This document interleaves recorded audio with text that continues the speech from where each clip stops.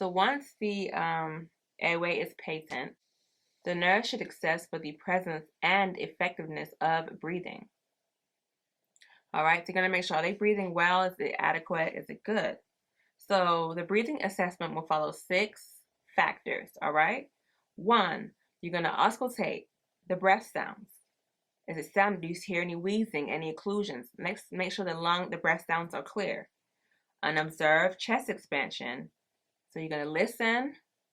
You're going to observe for chest expansion. I guess you would look at the chest expansion before listening.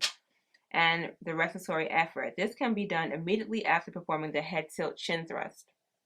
It can be done after either maneuver, the head tilt chin or the modified jaw.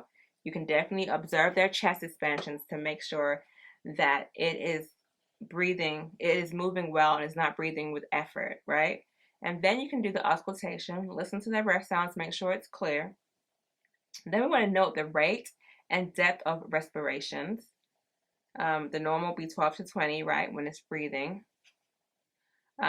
Look for chest trauma, injuries to the chest wall, include fractured ribs, fractured sternum, anything like that.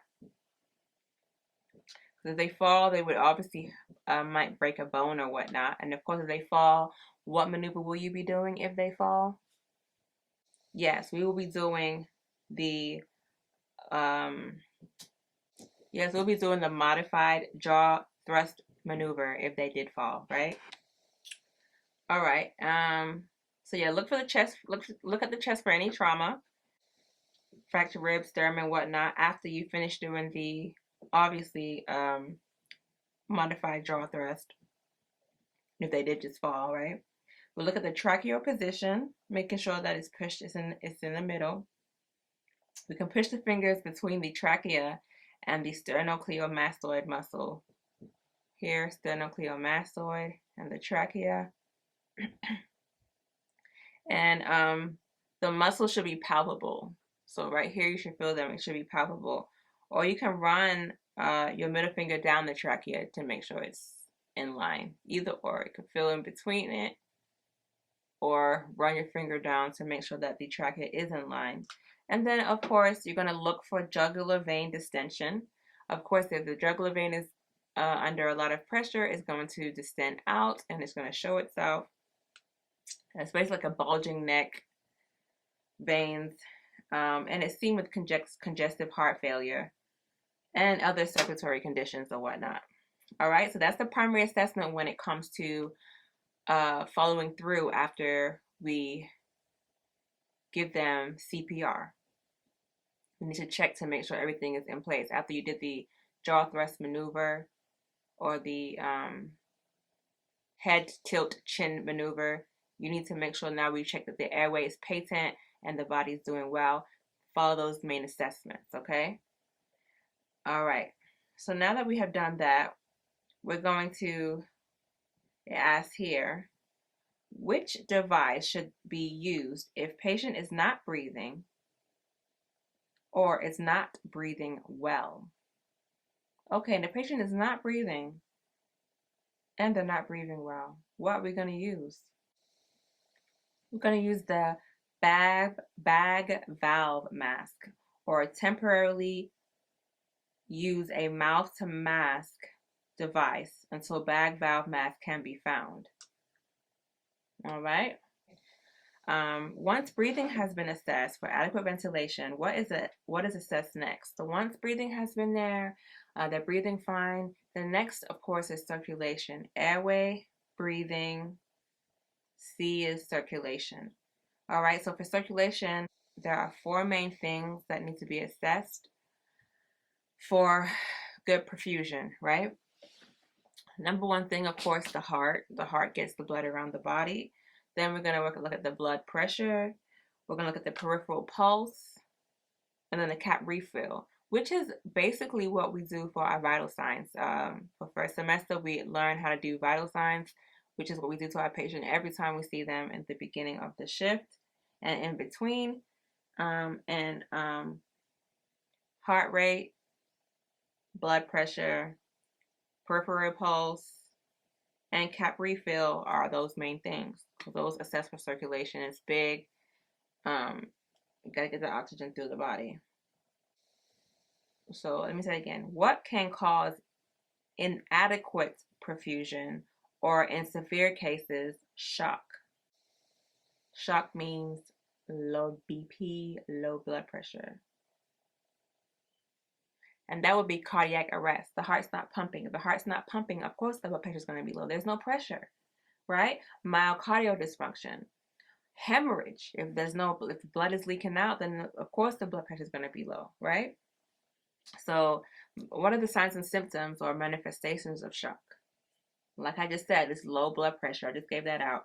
Of course, if the blood pressure is low, what's going to compensate? The heart. It's going to try to beat faster to get that pressure up, right? So increase heart rate.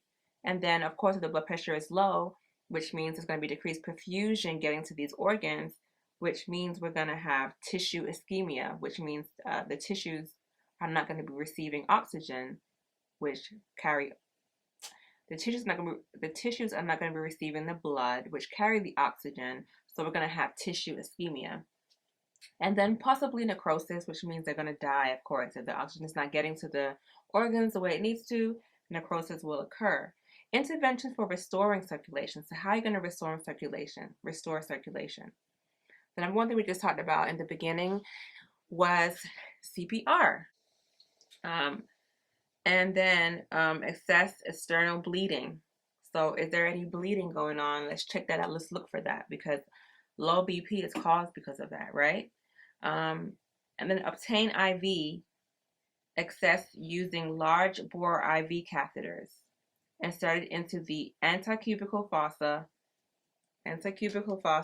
of both arms, unless there's injury to the extremity. So we're going to go ahead and put some fluids in there ASAP, because we're not trying to have tissue ischemia and deprive our organs of that good blood that carries our oxygen, nutrients, and vitamins we need for our organs, right? So we're going to go ahead and get a big IV, and we're going to insert it into the antecubical fossa of both arms. They didn't say one, they said both. We're going to get this blood pressure up, all right? Because if they're losing blood somewhere else, maybe their leg, I don't know where, we got to keep this thing going, right?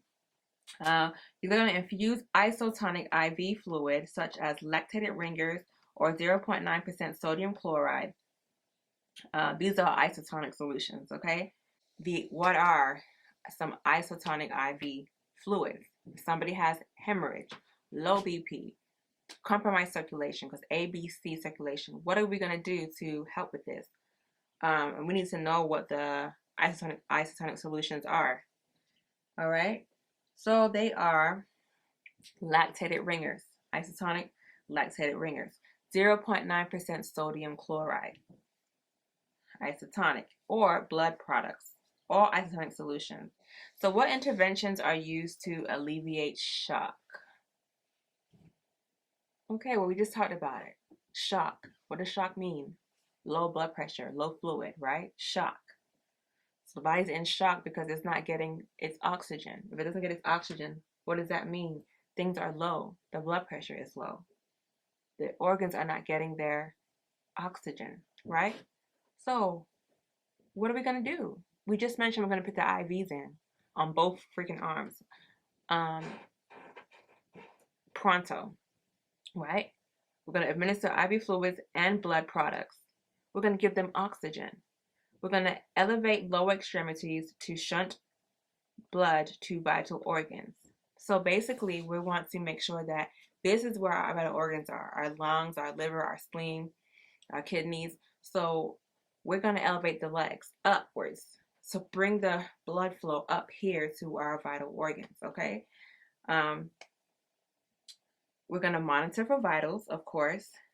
Our vitals, our blood pressure, our heart rate, our peripheral pulse, our cap refill. We're going to remain with the client and provide reassurance and support for anxiety. All right, so those are the main things we're going to do if somebody is experiencing shock. So once circulation is assessed, what is the next assessment in the primary survey? So we did airway, we did breathing, we did circulation. What's next?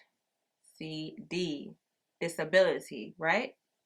So what the heck is disability? Because we didn't learn this in class.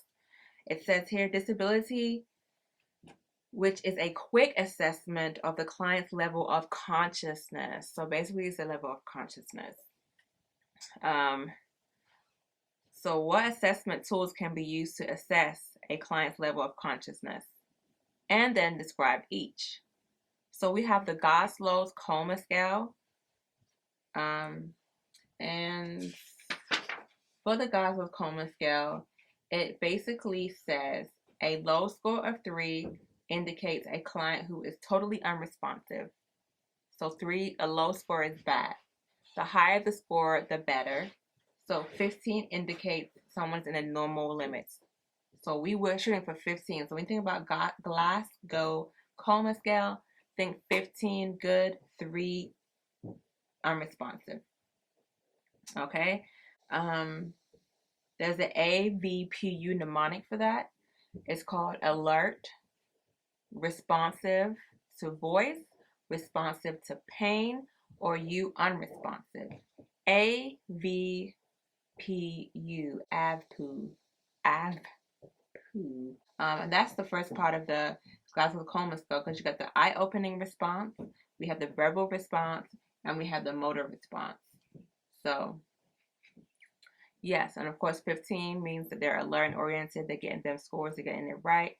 Anything at the low end, 3 or lower, they're not good, they're unresponsive. Okay, so if the nurse finds drugs, weapons, or bullets in the environment during the primary survey assessment, what should she do with them once patient is stabilized? Well, of course, you're going to keep the evidence.